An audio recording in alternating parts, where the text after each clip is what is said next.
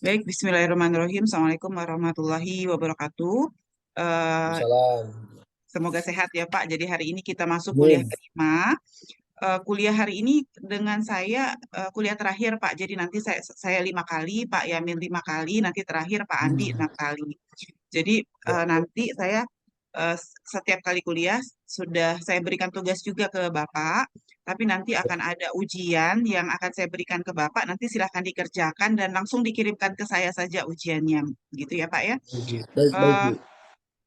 Hari ini materi kita mengenai pembentukan harga pasar produk pertanian. Jadi kalau minggu lalu, minggu kedua, kemudian minggu ketiga dan minggu keempat kita mempelajari, minggu kedua kita mempelajari bagaimana harga itu terbentuk dari sisi eh, konsumen sehingga kita bisa menurunkan kurva permintaan. Kemudian minggu ketiga kita bicara bagaimana produsen itu memutuskan untuk melakukan produksi dan pertemuan keempat itu kita membahas mengenai bagaimana produsen itu memutuskan untuk memproduksi barang dengan mempertimbangkan biaya produksi, sehingga kalau pertemuan keempat itu kita bisa menurunkan kurva supply, dan hari ini kita akan bahas bagaimana pembentukan harga produk pertanian itu di pasar. Jadi dasarnya sebetulnya adalah pertemuan kedua, ketiga, keempat. Jadi kita sudah tahu bagaimana kurva permintaan diturunkan, kita juga sudah mempelajari bagaimana kurva supply diturunkan, dan hari ini kita akan lihat bagaimana nanti kurva supply dan demand itu ketemu di pasar, kira-kira gitu. Maka judulnya adalah pembentukan harga pasar produk pertanian. Sebetulnya kalau untuk S1 ini bisa 3 kali pertemuan, Pak, atau S2 itu Ya. sekitar 2 kali pertemuan, tapi karena ini S3 dan di awal itu sudah saya sampaikan bahwa ekonomi agribisnis ini adalah gabungan dari mata kuliah ekonomi mikro dan makro, sehingga kita harus eh, apa ya percepat materinya, tetapi dengan tidak meninggalkan substansi. Seperti itu kesepakatan di antara kami sebagai pengajar. Materi kita hari ini terdiri dari 3 bagian. Yang pertama adalah konsep permintaan, penawaran, dan equilibrium. Lalu konsep elastisitas, dan terakhir adalah perubahan dinamis dan keseimbangan industri. Kita lihat yang pertama dulu, permintaan, penawaran, dan equilibrium. Jadi kurva demand ini kita bicara dengan teori permintaan. Di pertemuan kedua, kita sudah memahami bagaimana kurva demand ini diturunkan dari perilaku kurva indifferent. Jadi titik-titik maksimum kurva indifferent itu kalau diturunkan menjadi kurva demand. Mungkin Bapak sudah paham, saya yakin bahwa demand itu hubungannya dengan harga. Jadi kalau kita bicara demand, demand itu pasti harga. Maka kalau di sini adalah jumlah permintaan, maka ini adalah harga. Eh, Kurvanya sudutnya negatif, artinya apa? Kalau harga naik, maka demand-nya turun, kira-kira gitu. Jadi kalau harganya 10, demand-nya 2.200, tapi kalau harganya naik dari jadi 12, maka harganya jadi 1.500. Asumsinya tetap ceteris paribus. Asumsi ceteris paribus ini kita bahas di kuliah pertama. Jadi ceteris paribus itu artinya kita hanya bisa mengatakan bahwa kalau harga naik, demand turun itu asumsinya ya ceteris paribus, artinya tidak ada pengaruh lain gitu. Kalau misalnya nanti ada pengaruh variabel lain, bisa saja pengaruhnya menjadi tidak negatif. Kemudian ada permintaan individu. Kalau permintaan individu itu adalah permintaan rumah tangga terhadap barang tertentu, tetapi ada juga permintaan pasar. Permintaan pasar tentu adalah akumulasi dari seluruh permintaan individu. Nah, apa faktor yang mempengaruhi permintaan? Jadi, konsumen ketika mau beli barang atau ingin mengkonsumsi sesuatu, itu pasti ada faktor yang mempengaruhi. Yang pertama adalah harga barang. Jadi yang pertama dilihat ada harga barang tersebut. Kemudian konsumen juga biasanya mikir ada nggak ya harga barang lain yang kira-kira bisa lebih murah, misalnya konsumennya gitu. Lalu ada selera, lalu ada pendapatan, kemudian ada ekspektasi ke depan. Biasanya kalau misalnya nanti akan ada ekspektasi harga minyak goreng naik, nah itu konsumen pasti udah mulai tuh mau beli minyak goreng. Itu ada ekspektasi, dan tentu saja ada faktor non-ekonomi. Salah satu faktor non-ekonomi misalnya perubahan iklim seperti sekarang, musim panas, sehingga ada dugaan bahwa banyak petani yang gagal panen, kemungkinan akan ada kenaikan harga, dan itu juga adalah faktor-faktor yang mempengaruhi permintaan. Nah, ini adalah mekanisme yang terjadi di pasar permintaan. Jadi kurva demand tadi itu bisa mengalami perubahan secara teori. Yang pertama adalah pergerakan dan yang kedua adalah pergeseran. Kalau dia pergerakan, dia hanya kurvanya sama, jadi hanya satu kurva, tetapi pindah misalnya dari P0 ke P1. Sehingga kalau secara teori pergerakan itu terjadi hanya karena perubahan harga. Jadi tidak ada faktor lain yang menyebabkan pergerakan kurva demand kecuali harga. Tetapi kurva demand bisa geser, pergeseran kurva. Bisa ke atas, bisa ke bawah. Apa faktor yang menyebabkan kurva demand-nya berpindah tempat? Itu adalah faktor-faktor selain harga. Apa tadi? Income misalnya. Kalau pendapatan naik, maka kurva demand-nya pindah dari D0 ke D2.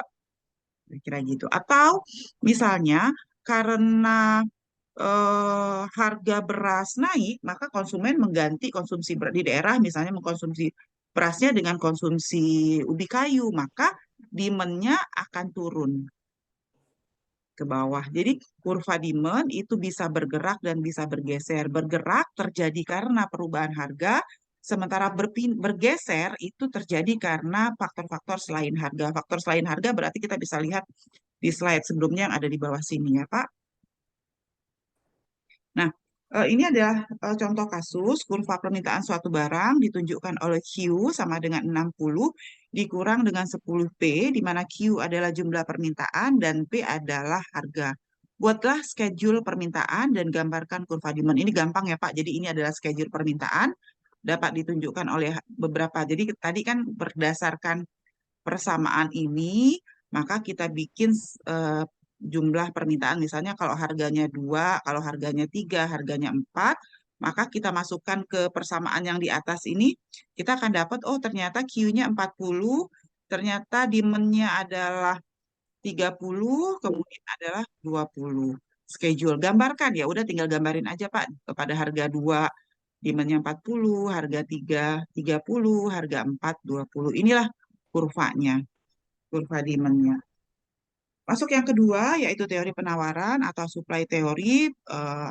Penawaran itu adalah kemampuan penjual menawarkan atau memproduksi barang pada berbagai tingkat harga. Jadi kalau berbagai tingkat harga maksudnya harga 10, harga 20, ya ini price dan ini jumlah penawarannya, jumlah produksinya. Kurva penawaran ini terbalik dengan kurva demand.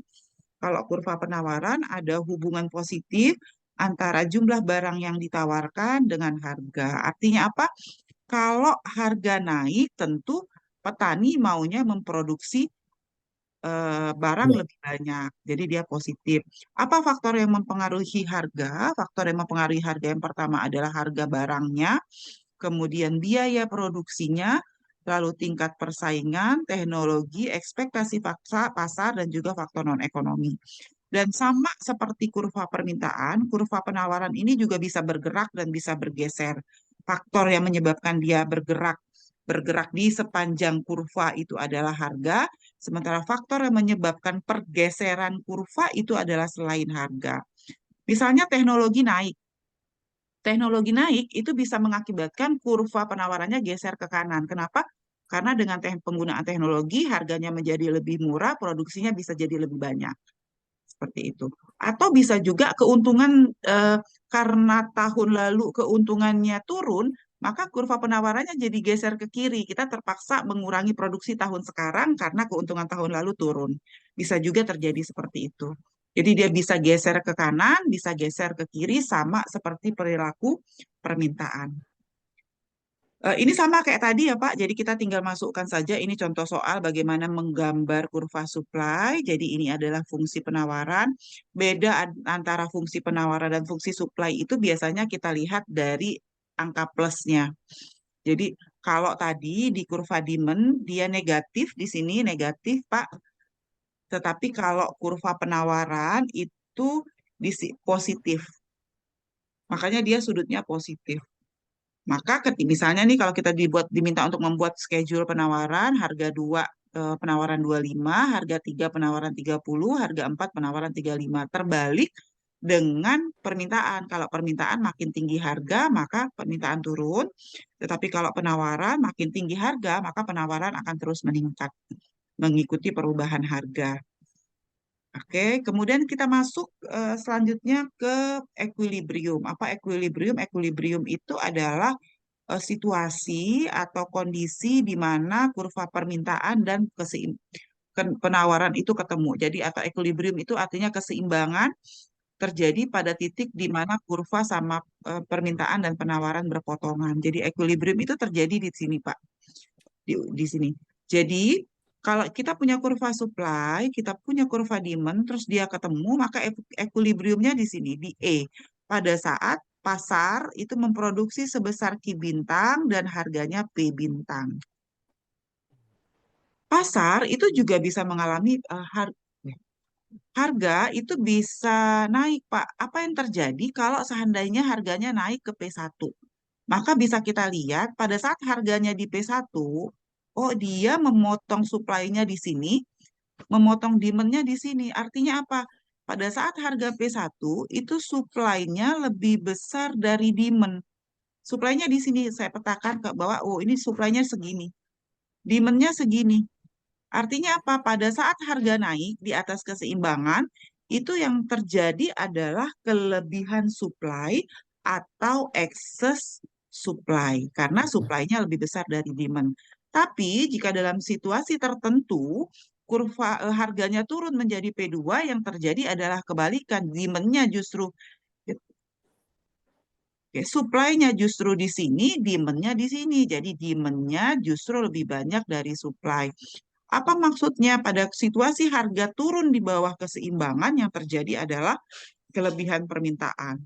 Nah, sebetulnya kalau menurut teorinya Adam Smith, teorinya klasik, kalau terjadi kelebihan supply atau terjadi kelebihan demand, itu pemerintah nggak perlu ngapa-ngapain. Karena menurut klasik, itu pemerintah tidak perlu ikut campur tangan. Jadi nanti akan ada, kalau Bapak pernah dengar Bang, Cobweb, ya Cobweb fenomena, jadi ada Cobweb, fenomena Cobweb, Cobweb yang mengatakan bahwa ini web fenomena itu adalah teorinya klasik yang mengatakan bahwa kalau terjadi excess supply atau excess demand, nanti pasar itu akan, misalnya dari sini, dia akan kerja sendiri.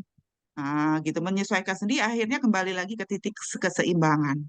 Menurut teorinya klasik. Tapi ternyata kan teori klasik ini juga tidak bekerja dengan baik, dan ternyata untuk bisa mengembalikan, untuk mengatasi excess supply tetap perlu bantuan pemerintah. Misalnya kalau petani lagi panennya banyak, Bulog yang harus beli untuk menjaga supaya dia tetap berada di garis keseimbangan. Ketika demand lebih besar daripada supply, ya ini tadi, ketika demand lebih besar dari supply, ya karena kalau kita tidak punya alternatif untuk transaksi antar daerah atau antar provinsi, ya alternatif yang dilakukan pemerintah adalah impor beras. Seperti itu, Pak. Jadi kenapa pemerintah ngimpor? Sebetulnya terlepas dari impor itu kemungkinan ada free rider, ada rent seeking di dalamnya, ada institutional economics problem di dalamnya, tetapi dasar pemikiran impor itu sebetulnya karena demand lebih besar dari supply dan kita menghindari terjadinya penurunan harga yang lebih besar lagi, maka kita harus lakukan impor. Begitu juga dengan fenomena excess supply. Nah, ini contoh kurva yang tadi bagaimana supply dan demand kemudian ketemu di pasar. Jadi tadi kita punya dua persamaan di depan di soal sebelumnya. Ini adalah persamaan supply, ini adalah persamaan demand. Yang kita ingin hitung adalah equilibriumnya berapa. Maka yang bisa kita lakukan adalah melakukan substitusi. Kan kondisi seimbangnya QD sama dengan QS. Maka masukin QS adalah 5P ditambah 15, QD adalah 60 dikurang 10P, pakai prinsip substitusi, nanti 15P sama dengan 45, maka nanti kita akan dapat P-nya 3 dan Q-nya 30. Maka keseimbangan pasar itu terjadi ketika jumlah barang yang ditawarkan dan diminta sama dengan 30 dan harga yang berlaku di pasar adalah 3. Nah, kemudian tadi saya sampaikan bahwa ketika terjadi excess supply atau terjadi excess demand, pemerintah kita nggak bisa mengikuti apa yang disampaikan teorinya Adam Smith, teori klasik bahwa kita nggak bisa apa namanya nggak bisa melakukan apa-apa gitu karena menurut Keynes perlu campur tangan pemerintah gitu ya sehingga memang ada kebijakan yang paling umum diambil pemerintah terkait dengan excess supply dan excess demand tadi. Yang pertama adalah kebijakan harga dasar, yang kedua adalah kebijakan harga tertinggi. Harga dasar adalah harga eceran terendah yang ditetapkan oleh pemerintah terhadap suatu barang yang disebabkan oleh melimpahnya penawaran. Jadi kalau melimpahnya penawaran supaya harganya tidak turun ya, kan kalau maka ditetapkan harga dasar. Jadi nanti harganya tidak boleh lebih rendah daripada harga dasar pada saat terjadi excess supply. Pada saat terjadi ini yang kedua ada lagi harga tertinggi atau harga maksimum yang ditetapkan berkenaan dengan menurunnya penawaran barang di pasar. Kalau menurunnya penawaran berarti yang terjadi adalah excess demand. Biasanya kalau excess demand harga akan naik terus gitu. Makanya dipatok supaya harganya tidak meningkat di atas harga tertinggi. Gitu Pak. Jadi karena itu kalau di beras itu ada harga pembelian pemerintah itu harga dasar yang ada di petani dan juga harga beras premium dan harga beras medium itu sebetulnya adalah harga beras tertinggi yang ditetapkan pemerintah untuk melindungi konsumen, kira-kira gitu. Menarik juga sih, ada lumayan banyak juga eh, mahasiswa yang meneliti tentang fenomena harga dasar dan harga tertinggi yang ditetapkan oleh pemerintah. Ini sudah efektif atau belum gitu, Pak. Itu bagian dari itu, Bu. Ya, Bagian dari disertasi saya nanti, Bu. oh ya, Eh, Prof. Andi Mulyana banyak membimbing mahasiswa yang terkait dengan Ya. fenomena harga, Pak. Oke. Tapi izin, Bu, ini ada fenomena-fenomena. Saya kan 27 tahun di Bulog ya, artinya Ya, praktisi lah gitu ya. uh-uh. Artinya pada zaman Orde Baru itu memang betul dilakukan harga dasar, harga floor price, harga selling price. Mm-mm. Tapi pada saat pemerintahan transisi kemarin itu nggak dipakai lagi, hanya HPP. HPP sebenarnya Mm-mm. identik sama dengan harga dasar, Bu ya, Ya, harga dasar. Cuma ada beberapa petinggi yang mengatakan kita nggak berlaku lagi hukum supply demand. Ini kan kadang-kadang ada egosentrisnya. Artinya ya, ada faktor-faktor penentu lain di luar teori-teori ini, seperti tadi teori cobweb ya, fenomena tadi. Itu kan ya. ada keseimbangan situ, tapi ada faktor-faktor yang memang terkadang seperti saat ini udah jelas-jelas harga naik karena tidak ada produksi, artinya produksinya melimpah, apa tidak ada berkurang lagi ya, karena cuaca El Nino dan lain-lain. Mm-mm. Tapi tetap salah satu lembaga yang mengatakan tetap surplus. Nah, ini kan terkadang membuat apa? Membuat kekacauan untuk pengambilan keputusan. Nah, Tuh. ini hipotesa-hipotesa ini yang menjadi dasar saya untuk membuat disertasi tadi. Iya, baik. Jadi betul Pak, di kita itu eh, kenapa keseimbangan pasar itu menjadi sulit terbentuk? Sebetulnya bukan karena persoalan kebijakan, kalau menurut saya juga Hmm. bukan karena Ya. tidak ada harga dasar, bukan tidak ada HPP atau tidak ada penerapan harga beras medium dan premium, tetapi lebih karena gangguan Cuaca. economic institution problems. Hmm. Jadi yang Ya, ya.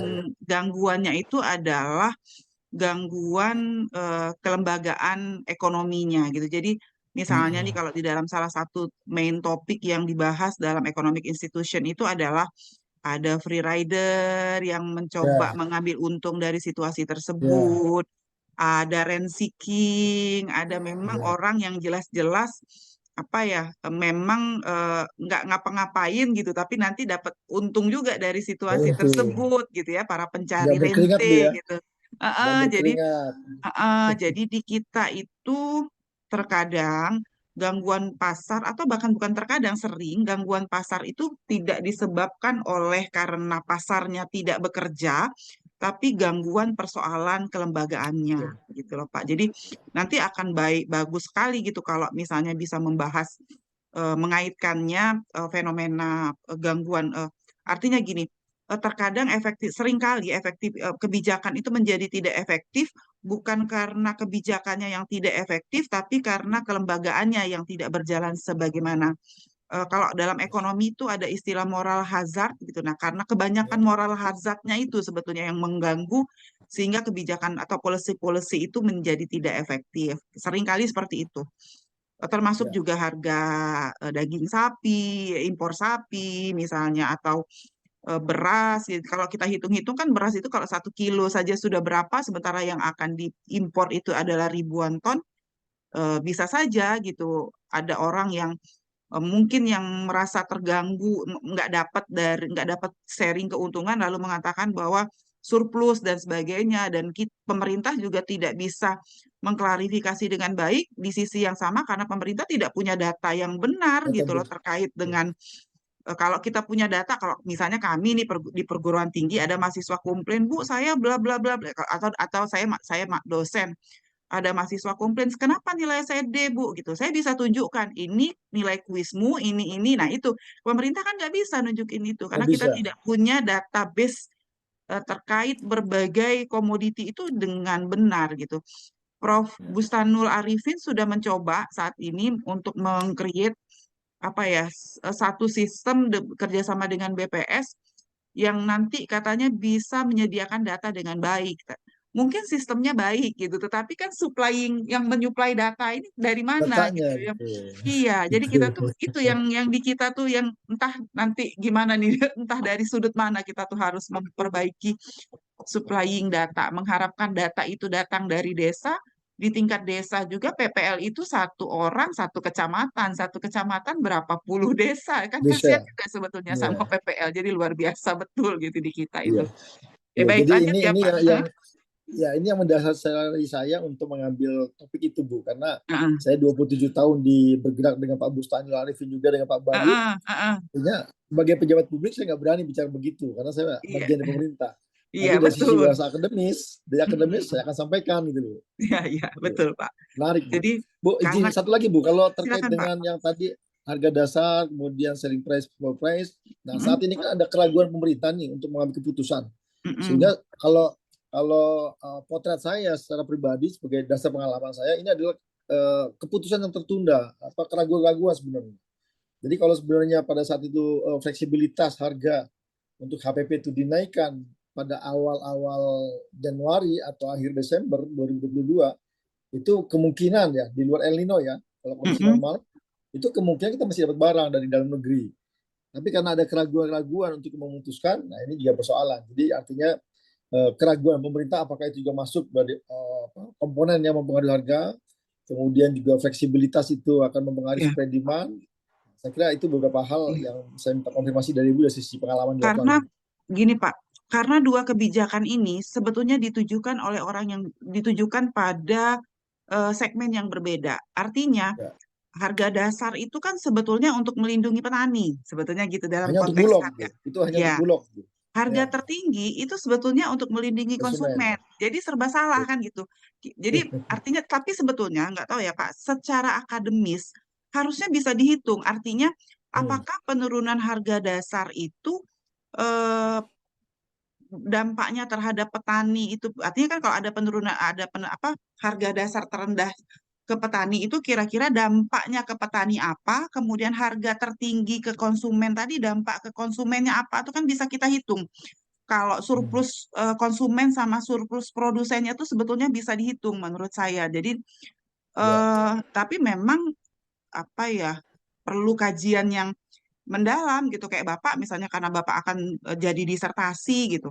Sebetulnya kalau mau tahu mana yang lebih efektif, harga dasar atau harga tertinggi, atau kalau saya naikkan harga dasarnya jadi sekian, dampaknya terhadap ekonomi seperti apa dan sebagainya, itu kan bisa dihitung Pak sebetulnya pakai ekonometrika dengan persamaan simultan tuh mudah banget gitu mendeteksinya asal kita memastikan data-datanya tuh betul.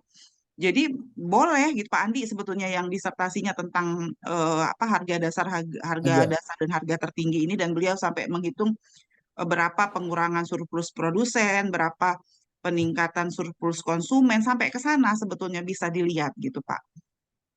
Nanti Karena bisa izin baca. Bu, ini agak sedikit motong sedikit apa Heeh, terkait dengan ini aja Bu pengalaman, tapi kaitannya juga dengan hukum teori ekonomi ini.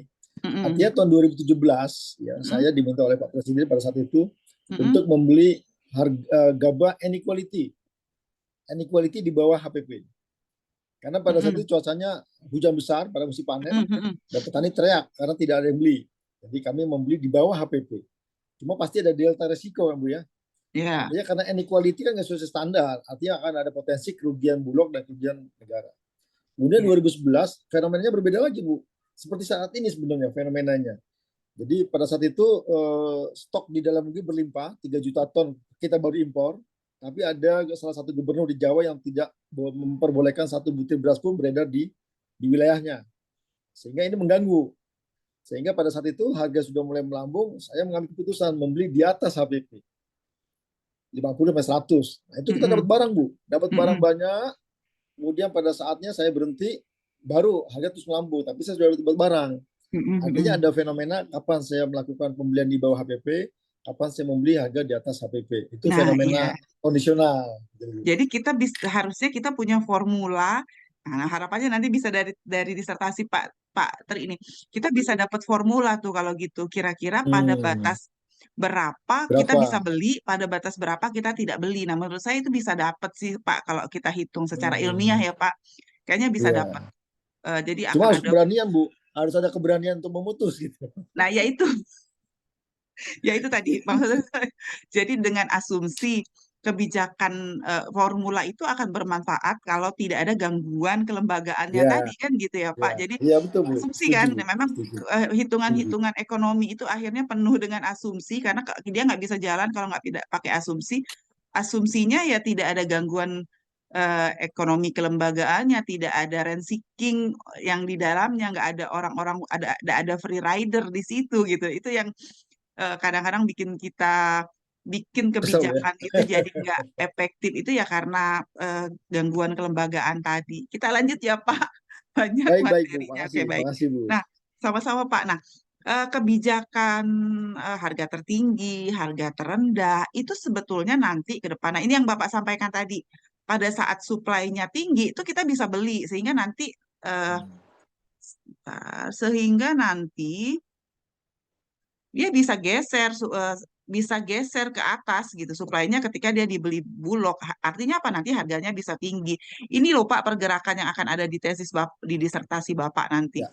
Kemudian nanti kalau seandainya demand-nya naik, ya kita bisa lepas lagi, geser lagi ke sini, demand-nya naik lagi ke sini, maka akan ada keseimbangan baru, kira-kira gitu Pak. Itu yang menurut saya yang akan penting dalam disertasi yang akan Bapak kerjakan, bagaimana kebijakan-kebijakan itu nanti bisa menggeser kurva supply dan demand dan akhirnya membentuk keseimbangan baru gitu. Ya. Oke, kemudian faktor-faktor yang mempengaruhi permintaan ini tadi sudah kita bahas dalam konteks yang lebih luas dalam driver riset kita tidak hanya sekedar memasukkan harga, pendapatan, harga barang lain, bahkan berbagai hal itu bisa kita masukkan sebagai faktor yang mempengaruhi permintaan. Bahkan kalau sekarang bisa etnis, usia, jumlah anggota keluarga, itu bisa juga menjadi faktor yang mempengaruhi permintaan. Ini contoh soal juga untuk hitungan besar kuantitas sayur ya. Kemudian ini supply juga sama dalam konteks yang lebih luas. Banyak riset yang menunjukkan bahwa ternyata yang mempengaruhi supply itu tidak hanya sekedar pertimbangan harga, biaya produksi, keuntungan, teknologi, tapi ada banyak faktor-faktor lain yang juga mempengaruhi perilaku konsumen dalam berproduksi, termasuk bisa juga kita analisis ada nggak sih kebijakan yang mendukung produksi, kebijakan pemerintah. Contoh, saya masuk ke konsep yang kedua, yaitu konsep elastisitas, jadi aplikasi permintaan dan penawaran. Ketika kita bicara demand dan supply, Pak, orang ekonom tuh sering juga membahas tentang elastisitas. Jadi sebetulnya dalam analisis-analisis ekonomi, ekonom itu kan sering menggunakan kaidah-kaidah statistika untuk tahu apakah dia nyata atau tidak. Tapi ternyata tidak cukup melihat kaidah-kaidah statistika, tetapi juga harus diperkaya oleh kaidah-kaidah ekonomi sendiri. Dan salah satu yang paling sering dibahas adalah elastisitas. Apa itu elastisitas? Adalah ukuran seberapa besar para pembeli atau penjual memberikan reaksi terhadap perubahan kondisi yang terjadi di pasar. Jadi bagaimana respon pembeli, respon penjual, dan konsumen dan produsen terhadap perubahan-perubahan yang ada di pasar. Oke, ini sama. Elastisitas ada dua, yaitu elastisitas permintaan dan elastisitas penawaran. Jadi elastisitas ada dua, yaitu elastisitas permintaan dan elastisitas penawaran. Ada empat konsep. Yang pertama adalah elastisitas harga atas permintaan, lalu elastisitas harga atas penawaran, lalu elastisitas silang, dan terakhir adalah elastisitas pendapatan. Elastisitas harga atas permintaan itu artinya respon konsumen atau respon permintaan karena adanya perubahan harga. Misalnya kalau harga naik, permintaan itu berubahnya berapa Betul. banyak. Itulah elastisitas. Rumusnya adalah perubahan permintaan dibagi permintaan sebelum, perubahan harga dibagi dengan perubahan sebelumnya. Dia disebut elastis kalau nanti nilai elastisitas demand-nya lebih besar dari satu, itu elastis. Kalau lebih kecil dari satu, tidak elastis, sama dengan satu elastis, nol inelastis tidak sempurna, dan kalau tidak hingga itu elastisitas sempurna. Kita lihat satu-satu ya Pak, yang elastisitas nol. Ini elastisitasnya nol, artinya apa? Mau harganya naik sampai kapan? Jadi di sini harganya 1 juta, misalnya di sini harganya 10.000, itu permintaannya diem aja. Maka dia elastisitas nol. Jadi permintaannya sama sekali tidak elastis. Jadi elastisitasnya nol. Lalu ada juga, ini ya kira-kira gitu ya keterangannya, tidak mengubah permintaan. Yang kedua, elastisitas lebih kecil dari satu. Awalnya harganya 4, kemudian permintaan 100, ketika harganya naik 5, permintaannya turun jadi 90. Maka ketika harga naik 22%, permintaannya turun hanya 11%. Berarti elastisitasnya lebih kecil dari satu karena peningkatan harga itu lebih besar daripada peningkatan permintaan. Jadi respon permintaannya lebih kecil, makanya dia inelastis. Ada juga yang sama dengan satu. Responnya sama, harganya naik 22%, permintaannya juga turun sebesar 22%. Sama-sama 22%, maka elastisitasnya sama dengan satu. Ada juga elastisitasnya lebih besar dari satu. Apa itu elastisitas? Berarti eh, respon permintaan itu lebih besar daripada perubahan harga.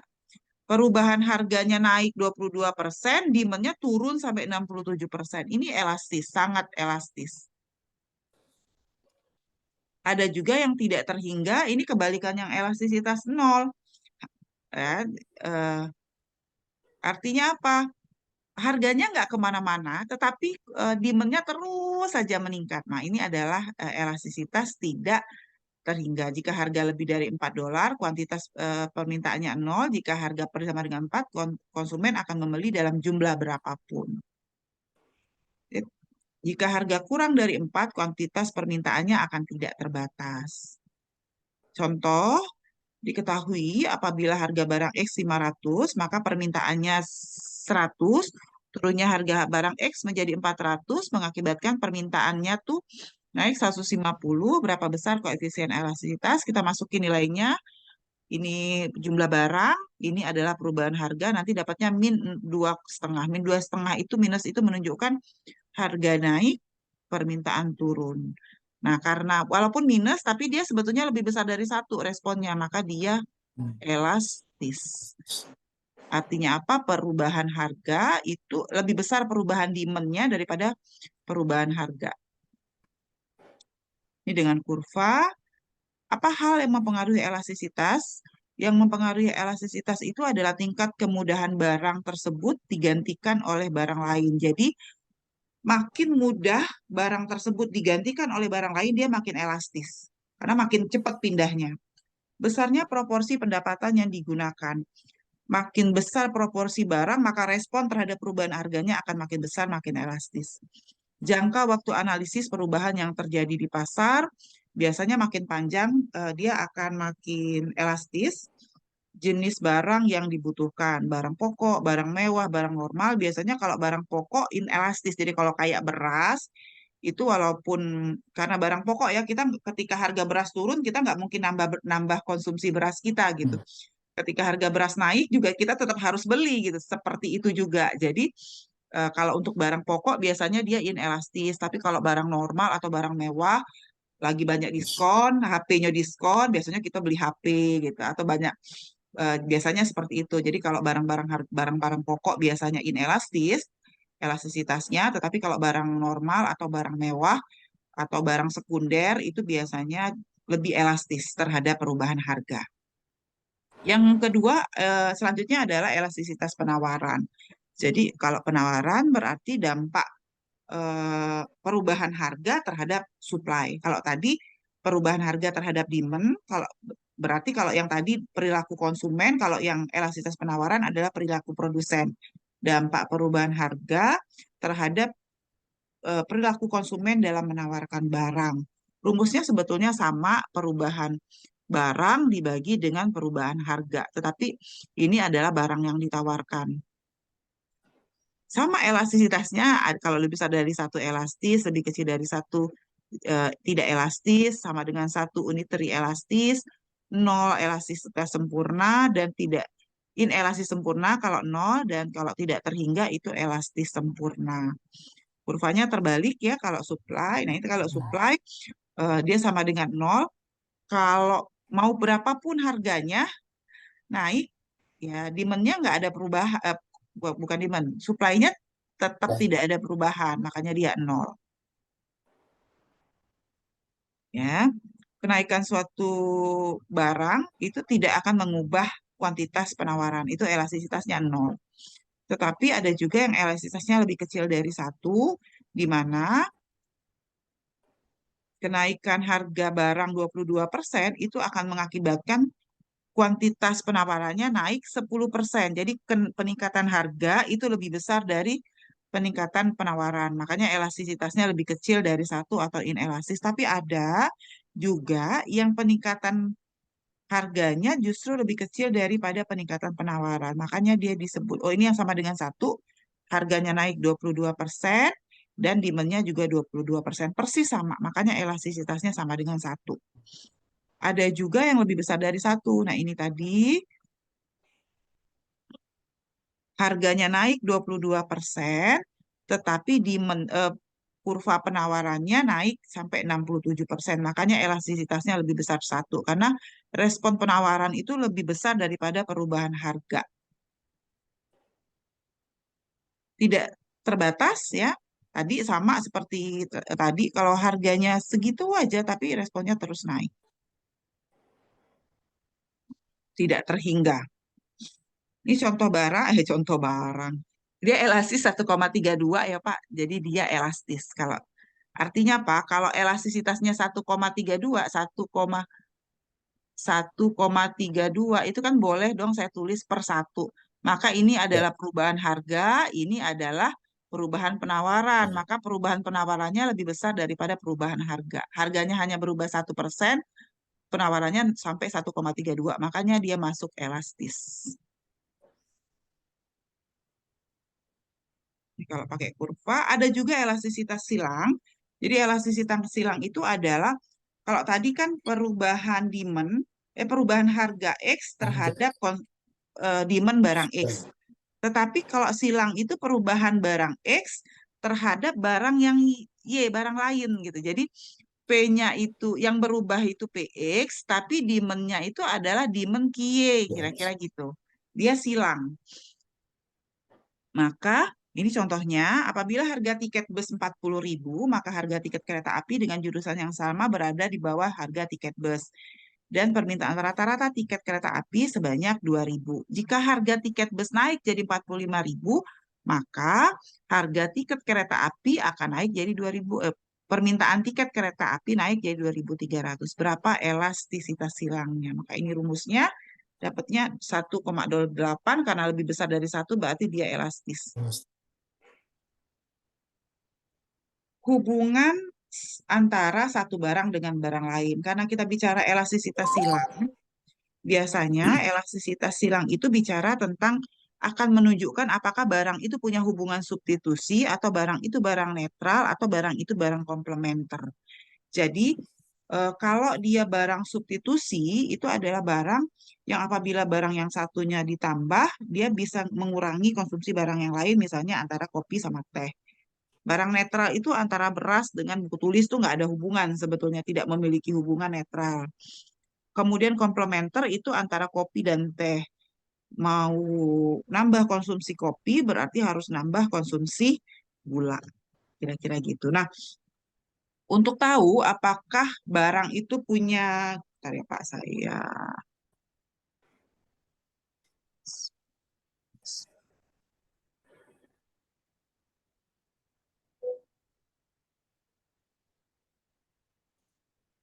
Untuk tahu gimana ya, saya harus punya.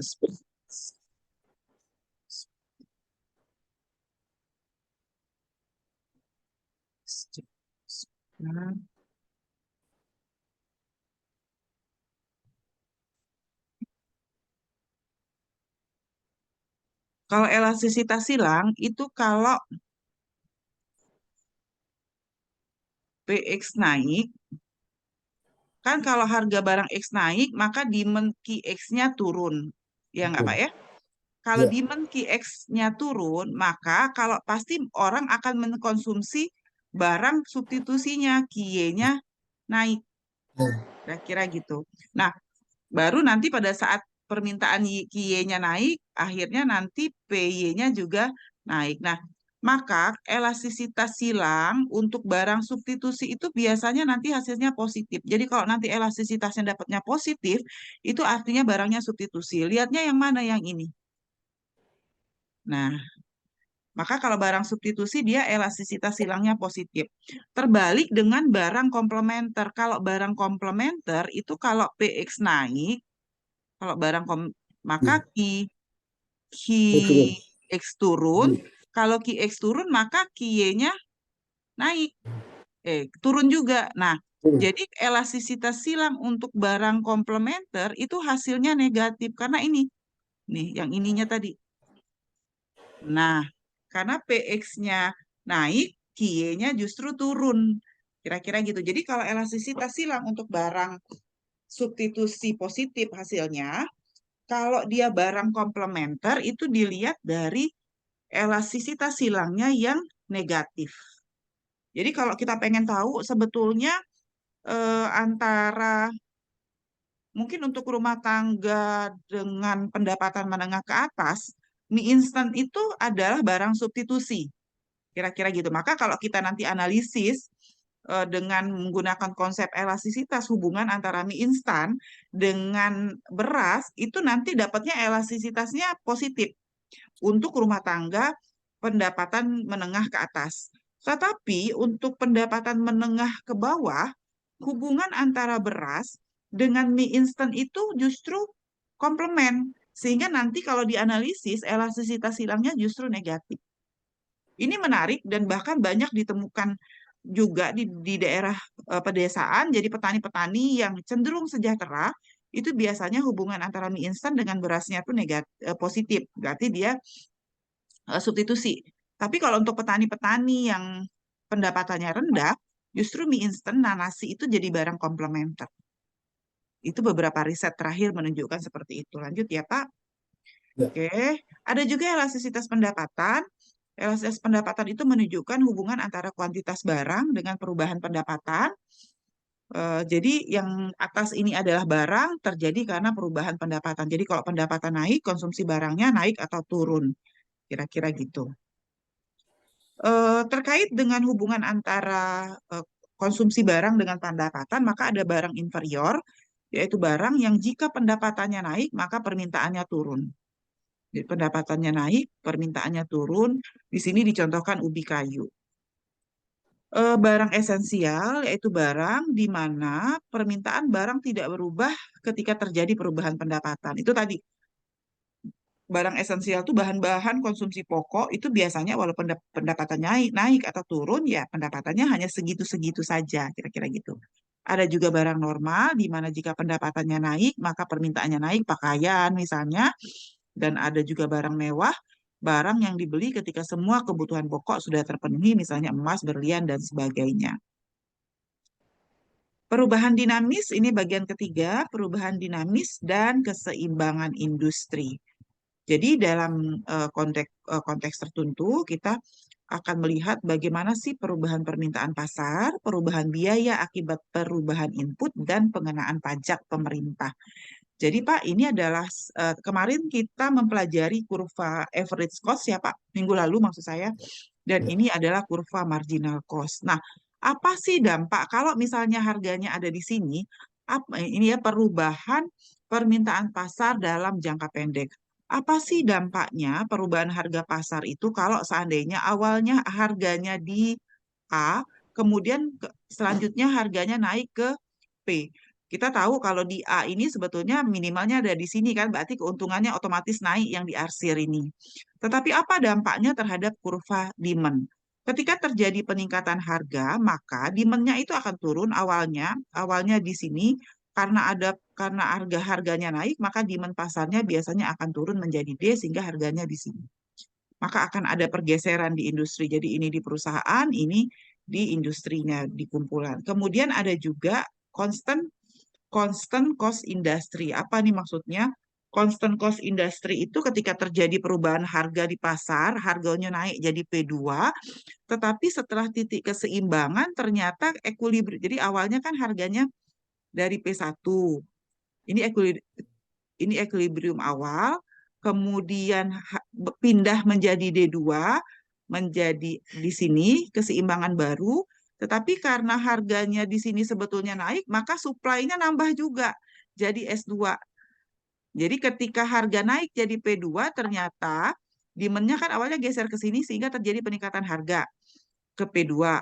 Kemudian karena harganya naik, si produsen secara industri itu mau menghasilkan produksi lebih banyak sehingga supply-nya geser dari S1 ke S2. Akhirnya apa? Konstan, tidak ada perubahan keseimbangan. Jadi awalnya di A, terakhir juga tetap di A. Karena ternyata respon perubahan harga dari P1 ke P2 itu ternyata tidak hanya direspon oleh si demand, tetapi juga direspon oleh produsen. Konstan. Lalu ada juga increasing cost industry. Increasing cost industry itu adalah situasi di mana setelah equilibrium, ini ada kurva supply yang baru ya. Awalnya di sini harganya, kemudian harganya naik ke P2, ini harga di P2 keseimbangan barunya di sini. Kemudian harganya ketika harganya di P3, dia justru menggeser keseimbangan barunya ke B. Makanya dia awalnya di sini keseimbangan awal, terakhir di sini maka increasing cost industry. Lalu ada juga decreasing justru penurunan harga atau perubahan harga itu akan mengakibatkan terjadinya penurunan equilibrium. Jadi equilibrium awal di sini dan terakhirnya equilibriumnya di sini. Nah ini ya Pak, ini kalau kita bandingkan antara constant increasing sama decreasing long run supply curve-nya. Jadi hubungan perubahan titik equilibrium itu kita bisa membuat kurva keseimbangan jangka panjangnya, long run. Perubahan biaya akibat perubahan harga input. Kalau inputnya yang berubah bagaimana? Jadi awalnya kan ini yang hitam yang awal ini adalah kurva yang lama, tetapi kemudian terjadi peningkatan average total cost. Jadi awalnya total cost-nya di sini naik ke sini. Apa akibatnya? Karena total cost-nya naik, biasanya konsumen itu kan harganya terjadi peningkatan harga dari P0 ke P1 ketika total cost-nya naik di sini. Maka ketika terjadi peningkatan harga, supply-nya akan turun dari sini ke S absen, sehingga geserlah keseimbangan barunya dari E0 ke S1. Jumlah supply-nya juga menjadi lebih sedikit ketika terjadi peningkatan harga, peningkatan biaya. Lalu pajak, apa dampak pajak? Pajak juga sama, ketika ada pajak di pasar, itu akan mengakibatkan ATC-nya juga naik. Jadi kurva total cost-nya naik, kan kurva total cost-nya naik itu gambaran dari peningkatan biaya, walaupun harganya naik, tetapi biasanya produsen akan merespon dengan menurunkan kurva supply-nya. Jadi kurva supply-nya geser ke atas, sehingga awalnya keseimbangan awal di E0, kemudian menjadi E1. Inilah dampak pajak teksnya. Mungkin itu Pak materi kuliah kita hari ini. Silakan jika ada yang ingin ditanyakan. Ya, tadi ada yang menarik yang sebelum ini Bu, Ya, yang dari konstan industri Bu ya. Ya, sebentar Pak. Konstan cost industri. Heeh, ya. Itu hanya untuk komoditi-komoditi produk industri Bu ya. Artinya tidak berlaku pada komoditi-komoditi pertanian. Eh, industri Gimana? itu maksudnya Pak, jadi gini, kalau film ini maksudnya dia kan perusahaan itu ada individu-individu. Ini Hmm. jadi beda film dengan aduh, oke.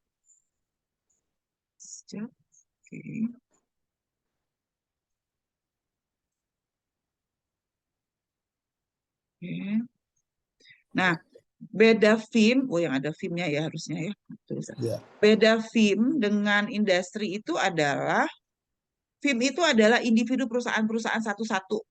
Kalau film Betul. ini adalah gabungan dari pasar. Jadi gabungan beberapa perusahaan-perusahaan. Itu filmnya, kira-kira gitu.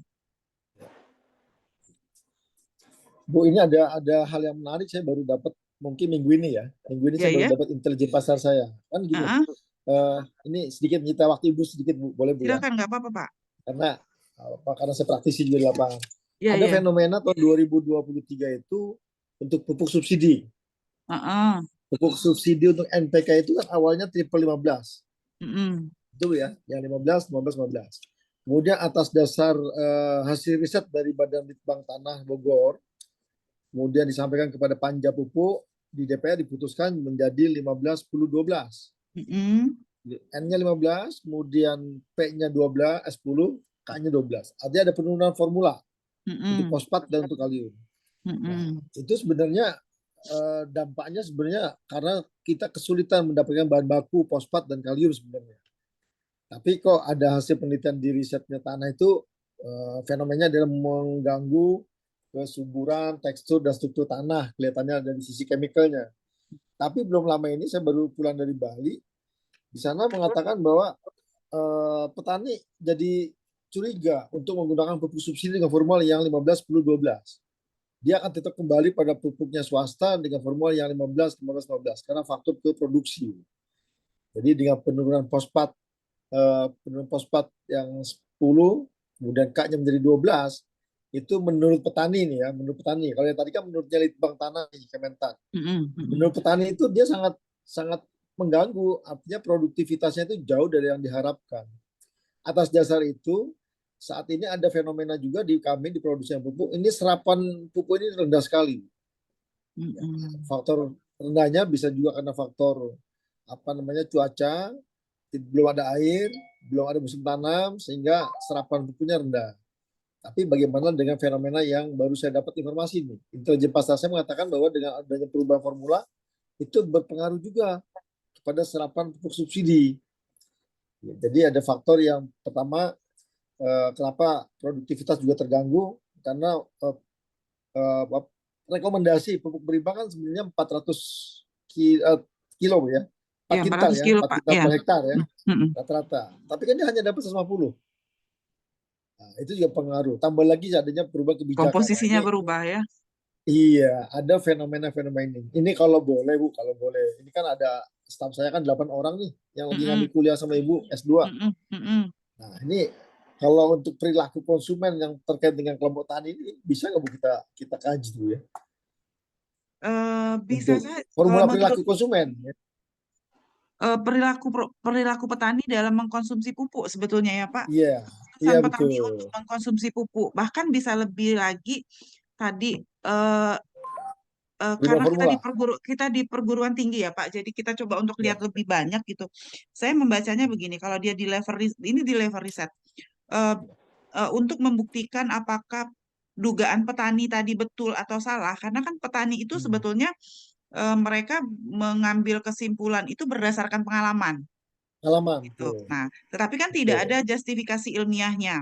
Maka Ya. yang pertama diperlukan itu adalah kalau nanti ada teman-teman yang di ilmu tanaman dilakukan riset teknis lagi lebih mendalam, betul tidak dugaan ini secara teknis, itu yang pertama. Hmm. Yang Hmm. kedua adalah kita perlu meneliti perilaku konsumsi petani terhadap pupuk itu sebetulnya dipengaruhi oleh apa saja pertimbangannya. Nanti kita bisa tahu kalau pertimbangannya tuh sebetulnya adalah produksi, pasti dia pakai. Ya. Tetapi hati-hati juga, sekarang kan sedang berkembang juga ini Pak, apa pupuk organik yang Organik. petani bisa bikin Organik. sendiri gitu, yang Ya. menjadi Jadi jangan-jangan saya tidak tahu ya, kita belum melakukan riset mendalam juga. Betul nggak sih sebetulnya di tingkat produksi pupuk itu, di tingkat penggunaan pupuk itu pengurangan konsumsi pupuk Formula. organik itu, anorganik itu bisa terjadi karena ada substitusi. Nah, ini yang perlu kita lihat. Hmm. Apa sih hubungan antara pupuk organik dengan anorganik ini tadi? Hubungannya ini komplementer atau substitusi sebetulnya di level Substitusi. petani. Itu bisa jadi Ya, satu riset, Pak. Jadi nanti ya. misalnya yang bahkan bisa juga dibandingkan kalau nanti ada yang mau lihat. Kebetulan saya cuma dapat satu bimbingan yang dari Pusri untuk yang angkatan baru ini. Bisa juga mungkin yang teman-teman yang lain bisa juga yang bahkan nanti kita bisa lihat misalnya riset pertama melihat faktor-faktor yang mempengaruhi perilaku konsumsi petani dalam menggunakan pupuk anorganik, pupuk formula. Yang kedua bisa juga dilihat bagaimana sih sebetulnya daya substitusi antara pupuk organik dan anorganik. Bahkan nanti kita bisa bandingkan perilaku petani tadi, misalnya petani di irigasi sama petani di pasang surut. Yang ini tadi juga sama, daya substitusinya di petani irigasi sama petani di pasang surut tuh bisa kita lihat. Bahkan nanti kalau seandainya kita sudah dapat nih, ini kan sebetulnya existing condition nih yang awal, yang tadi perilaku, kemudian yang kedua daya substitusi kan sebetulnya kita baca existing condition, ke depan kita bisa lihat willingness to pay petani untuk pupuk organik itu sampai berapa sih sebetulnya gitu loh Pak. Betul, Jadi betul. petani itu mampu mau membayar penggunaan pupuk organik itu nanti sampai seberapa sehingga subsidi itu berapa harusnya. Ya, Itu bisa jadi ya. bisa 6 riset sebetulnya kalau mau Betul, dibandingkan betul. antara Hmm. lahan irigasi teknis dan non teknis. Mungkin seperti itu. Betul. Tapi saya cuma dapat satu. Jadi nanti coba Bu deh nanti Indah ya Bu saya ya? Ibu Indah ya apa Bu ya? Ibu Indah. sudah Ibu dibagi, Indah. sudah dibagi. Kenapa Pak? Oh sudah bagi. Bu Indah Sudah di yang ikut dengan Ibu. Bu Indah, Ibu oh Indah, ikut bukan? kuliah. Kalau ikut kuliah ikut semua Pak. Kalau Enggak kuliah, yang tapi ambil yang penelitian? ekonomi. Kalau disertasi Siapa? hanya satu yang saya bimbing. Kalau dari Pusri, kan kita ada banyak dosen, jadi kan dibagi-bagi ke dosen yang lain juga untuk pembimbingan. Yang untuk Jadi S2 nanti kan cuma yang S3 cuma saya sendiri, Bu. ya Yang yang S3 cuma Bapak sendiri, S2 yang 8, 8 orang. nah dari 8 itu hanya satu yang saya bimbing Pak, Siapa, Bu? Bu Bu Indah. Ari, Bu Ari. Oh, Bu Ari. Ah, Ya, itu benar. Dia memang saya tugasin untuk agrosolusi dia. oh ya. Kalau gitu Ya, nanti Bu Ari artinya saya coba arahkan ke salah satu dari yang tadi aja ya Pak, coba kita iya, ini karena kan. gini kami juga punya punya badan riset, Bu, di apa? Di Pupuk Heeh. Indonesia Group. Artinya kan Mm-mm. itu ada anggaran. Artinya Mm-mm. kami juga dengan UGM juga melakukan itu juga. Artinya kalau Mm-mm. seandainya nanti ada dengan Pak Andi, dengan Bu Desi bisa kita kolaborasikan, nanti tinggal kita Mm-mm. bagi nih anak-anak 7 lagi, Bu. Iya, iya, Karena ada boleh, yang boleh. menarik juga, Bu. Ternyata harga tuh bukan pengaruh, tidak berpengaruh. Contoh, kami membuat formula baru MPK Singkong. Heeh. Ya, di Lampung dan di Sumatera Selatan, khususnya di Lampung. Nah, MPK Singkong ini mahal. Heeh. Dia lebih mahal karena formulanya formula tinggi lah. Mm-mm. Jadi yang hasil pengalaman kami Demplot bahkan sekarang sudah kawasan hektaran Mm-mm. dari 30 ton per hektar menjadi 70 ton per hektar. Itu tukang singkong. Artinya Mm-mm. kalau dia kan sekarang singkong ini sudah dikeluarkan dari komoditi subsidi. Heeh. Jadi singkong tidak dapat lagi. Nah, pada saat mereka komplain, kita keluarkan solusinya ini loh. Silakan Anda pakai formula ini. Harganya memang agak mahal, tapi delta Anda itu ada ditutupi dari produksi. Jadi yang semula 30 ton menjadi 70 ton. Jadi kalau beli 11.000, 10.000, 11.000 itu masih ketutup dan masih dapat untung. Artinya petani juga mengalami hal yang sudah mulai masuk ke faktor ekonominya. Oh ternyata saya beli mahal, produksinya meningkat. Mm-mm. Ya artinya Beda dengan yang artinya beda dengan yang tadi ya. Satu lagi Bu di kelompok tani di Bali ini Pak Gubernur mencanangkan semua petani wajib pakai organik. mm, Tapi diam-diam dia curhat ke kami, Pak, bagaimana juga kami hormat ke Pak Gubernur pakai organik. Tapi mm-mm. berapa besar sih peningkatan produksinya kan gitu Mm-mm. Mm-mm. dibanding yang pupuk yang non organik. Nah, dia Mm-mm. mengatakan kami cuma maksimal 2 ton Pak, 2,5 ton. Tapi kalau kami pakai yang chemical, kami bisa dapat 6 ton gitu. Nah, ini kan Mm-mm. fenomena perilaku konsumen yang sebenarnya juga dipengaruhi oleh tadi economic institution Bu ya. Artinya Mm-mm. kebijakan-kebijakan dari pengambil keputusan. Nah, Mm-mm. ini menarik Bu, ada beberapa kasus yang menurut saya nanti saya mau bicara sama teman-teman yang 7 ini Mm-mm. untuk bahas ini bersama Bu Desi dengan Pak Andi karena kami juga harus mendapatkan apa hasil riset ini dalam tahun-tahun ini juga, Bu, Oh iya, untuk iya. mendapatkan Boleh Pak, itu. boleh, boleh. Iya, setuju saya. Menarik itu, Bu. Iya. Saya juga sudah kasih ke Mbak Ari kemarin roadmap penelitian Hmm. saya yang padi sebetulnya, tapi beliau masih mau mikir-mikir. Tapi tadi diskusi sama Bapak kan menjadi lebih fokus. Oh iya, berarti bisa diarahkan ke Heeh. sana Bisa risetnya. Ya, perilaku ya. perilaku konsumen, perubahan formula, kemudian tadi yang kata Ibu antara organik dengan anorganik, nanti keseimbangan subsidinya seperti apa. Mm-mm, Karena ini mm-mm, kan menjadi bagian keputusan pemerintah, Bu, ke depan ini mm-mm, mm-mm, pupuk subsidi kan akan dihapus mm-mm. skemanya, akan Ya, menjadi bantuan langsung petani. ya. Saya diskusi dengan teman-teman di BKF dengan di Menko Perekonomian. Anda pakai formula yang mana nih? Pakai kebijakan mana? Petani yang mana yang mau Anda kasih bantuan langsung petani ini? Ada petani penggarap, ada petani pemilik, ya kan? Mm-mm, Ada petani penderep lah istilahnya, yang mm-mm, biasa mm-mm, panen. Ini siapa targetnya? Kalau petani pemilik nggak mungkin dia orang kaya kok, pemilik lahan kok. Seperti di Jawa Barat, pasti orang Bandung yang punya, pasti orang Cirebon, mm. dan petani. Nah, kalau salah sasaran kan jadi persoalan lagi gitu. Jadi ya, banyak Bu. Nanti saya coba apa? Kalau boleh Pak Andi dengan Bu Desi untuk diskusi membuat Ya, boleh. FGD Bu.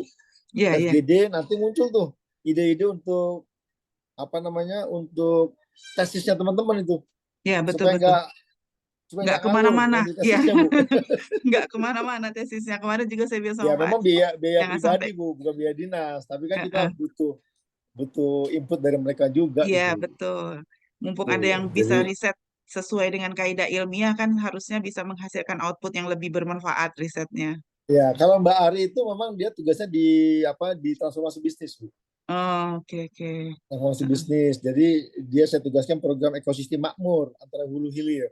Hmm, Itu yang jadi apa? Yang jadi ikonnya pupuk Indonesia yang di-endorse oleh Pak Erick Thohir. Nah, ini saya takutnya teman-teman ngelantur kemana-mana kan sayang dia mm, mm, mm, mm. ada ilmu yang sedang kita cari mumpung lagi pada sekolah di sini mohon izin nanti kita diskusi Ya, nanti bisa kita arahkan Bu biar ya nggak boleh Pak. kemana-mana dan hasilnya pun bagus buat buat perusahaan juga kan itu Bu. Ya, betul. Gitu. Ya, boleh Pak. Nanti di arrange aja. eh, Ya. karena kan teman-teman yang di S2 itu sudah dapat pembimbing.